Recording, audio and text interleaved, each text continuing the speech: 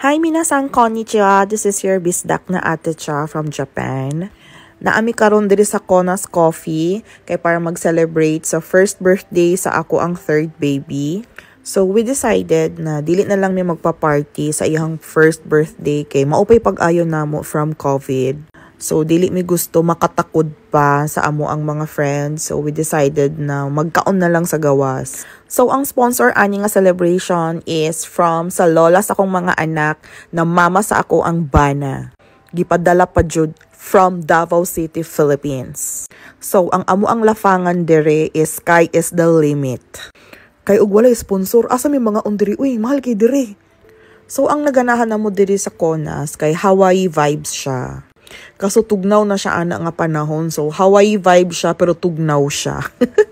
So kana diha medyo naghulat ni sa waiting area kay medyo choosy mi sa lamesa. Kay ang gusto man gud namo kay ang makuha namo nga pwesto is kanang sofa ang bangko. Kay namang gud may baby so para mas comfy mi makakaon ba.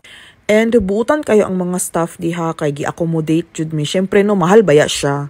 So quality jud ang ilahang customer service. Like gipangutana jud mi like ma'am kay naman mo'y baby basig na mo'y specific na gusto na pwesto like sa corner or sa center, sa sofa ba or sa normal na table and chairs ana-ana. So mauto nagpaka-choosy na lang jud mi kay gusto jud na mo ma-enjoy ang foodams. Lami kaayo mag-order og lami kay mo kaon pag naay sponsor kay di jud ka makulba-kulbaan sa total. So diha sa Konas, pwede ka magpakanta og happy birthday diha sa mga staffs.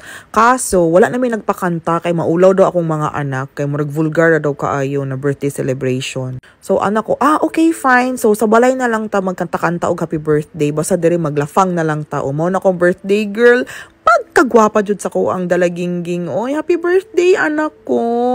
So after na mo sa Konas, nanguli dayon mi sa balay and naglakaw dayon ko and nianhi ko dire sa amo ang nearest mall and nagpalit ko og birthday cake sa ako ang dalagingging. Pero before day ko nagpalit og cake, naghapit sa ako sa clinic kay nagpahilot sa ko sa Cairo.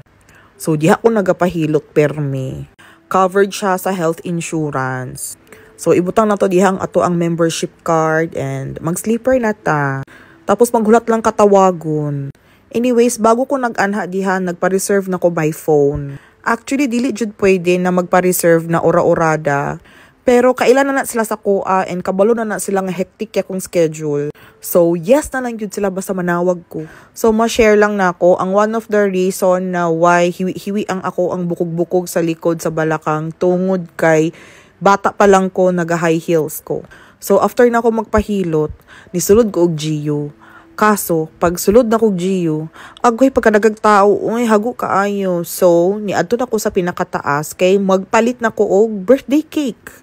O, diba? Naka-sideline pa jud ko og laag-laag, hapit-hapit. Di na lang jud mo diretsog palit og birthday cake, pagkalaagan na lang jud.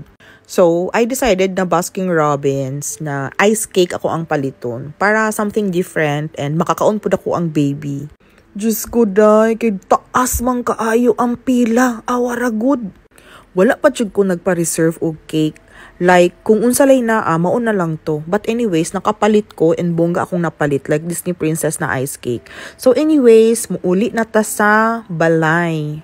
Naabtan na ko og gabi, naabtan na ko ulan. So, ang problema ani, nakalimot ko, asa na ko gibilin akong sakyanan? Oh my gosh. Anyways, nakita na po na ako siya. Bye!